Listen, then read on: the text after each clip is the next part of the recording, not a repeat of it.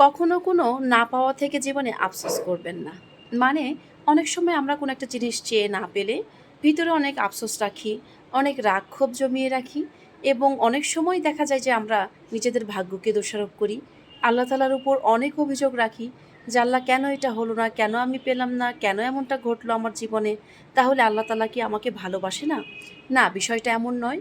আর এমন ভুল ধারণা কখনোই করবেন না।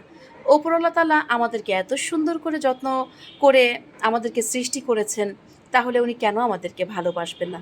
আল্লাহ তাআলার রহমত ব্যতীত আমরা তাহলে সুস্থ থাকতাম কি বলেন? আমরা ভালো থাকতাম না। অবশ্যই তিনি আমাদেরকে ভালোবাসেন বা তার রহমত আছে বলেই কিন্তু আমরা এখনো সুস্থ আছি বা ভালো আছি। আমরা সাময়িক কোনো একটা কিছু না পেলে অনেক বেশি ভেঙে পড়ি, একেবারে ধৈর্যহারা হয়ে যাই যে সেটা কেন পেলাম না বা চাইলাম সেটাকে আমার এখনই পেতে হবে, বিষয়টা এমন নয়। আমাদের আসলে জীবনের প্রত্যেকটা ক্ষেত্রে অনেক বেশি ধৈর্যশীল হওয়া উচিত। সবাইকে, আমি কি আপনিই বলেন, প্রত্যেক মানুষকে অনেক বেশি ধৈর্য ধারণ করতে হবে যেকোনো ক্ষেত্রে। আর নিজেকে বোঝানোর মতো সক্ষমতা অর্জন করতে হবে যে, না ঠিক আছে, এটা হয়নি বা এই জিনিসটা আমি চেয়ে পেলাম না, তাহলে অবশ্যই তার পিছনে কোনো আল্লাহ তাআলার ভালো উদ্দেশ্য আছে।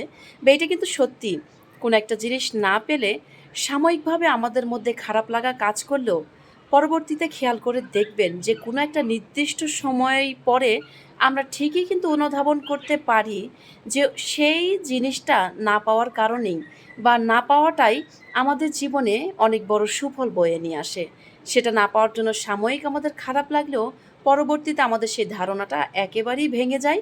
আমরা ঠিকই সেটা উপলব্ধি করতে পারি যে সেটা না পাওয়াটাই আমাদের জীবনে সবচেয়ে ভালো বড় একটা উপকার হয়েছে বা বড় একটা পাওয়া হয়েছে। সেটার জন্যই আমরা অনেক বেশি উপকৃত হয়েছি বা ভালো কিছু পেয়েছি। শুধুমাত্র কি আমরা মানুষ জাতি কেমন কি জানেন? আমরা খুব অল্পতেই ভেঙে পড়ি বা অল্পতেই অনেক বেশি ধৈর্যহারা হয়ে পড়ি। এই জিনিসটাই সবচেয়ে বেশি খারাপ। আর অনেক সময় আমরা আল্লাহর কাছে চেয়ে এটার জন্যই পাই না, এ কারণে যে আমাদের ধৈর্যটা অনেক বেশি কম। তাই সফলতার জন্য আমাদের সবাইকে ধৈর্য ধারণ করতে হবে এবং বিশ্বাস রাখতে হবে, নিজের উপর আস্থা রাখতে হবে ওপরওয়ালা তাআলার উপরে, বা বিশ্বাস রাখতে হবে যে সৃষ্টিকর্তা আমাদের সৃষ্টি করেছেন, তিনি অবশ্যই আমাদের উপর রহমত নাজিল করেন সবসময় বা ভালোবাসেন। অবশ্যই তিনি আমাদের জন্য ভালো কিছু রেখেছেন। তো ভালো কিছু পাওয়ার জন্য অবশ্যই আমাদেরকে কিন্তু একটু ধৈর্যের সাথে বা একটু সময় লাগলেও, ভালো কিছুর জন্য একটু সময় বেশি লাগলেও পরবর্তীতে আ ভালোই পাওয়া যায়। হ্যাঁ, একটু সময়, আর ভালো জিনিসে দেখবেন যে সময়টা একটু বেশিই নিয়ে থাকে। খারাপ জিনিস খুব সহজেই হয়ে যায়। ভালো কিছু পেতে একটু ধৈর্যশীল হতে হয় বা একটু সময় বেশি লেগে যায়।